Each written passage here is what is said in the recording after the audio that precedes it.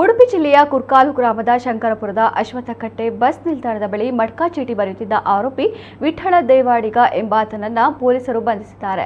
ಬಂಧಿತನಿಂದ ಆತನ ವಶದಲ್ಲಿದ್ದ ಮಡ್ಕಾ ಸಂಖ್ಯೆ ಬರೆದಿರುವ ಚೀಟಿ ಒಂದು, ನಗದು ₹1200 ಮತ್ತಿತರ ವಸ್ತು ಜಪ್ತಿ ಮಾಡಲಾಗಿದೆ. ಮಡ್ಕಾ ಚೀಟಿ ನೀಡುವ ಬಗ್ಗೆ ವಿಚಾರಿಸಿದಾಗ ಜೂಜಾಟ ಮಾಡಿರುವುದಾಗಿ ಒಪ್ಪಿಕೊಂಡಿದ್ದಾನೆ.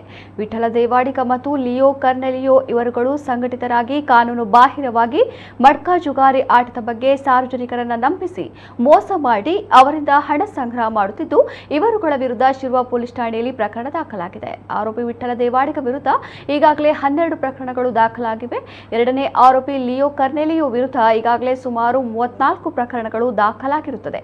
ಇಬ್ಬರು ಆರೋಪಿಗಳನ್ನು ದಸ್ತಗಿರಿ ಮಾಡಲಾಗಿದ್ದು ನ್ಯಾಯಾಲಯಕ್ಕೆ ಹಾಜರುಪಡಿಸಲಾಗಿದೆ.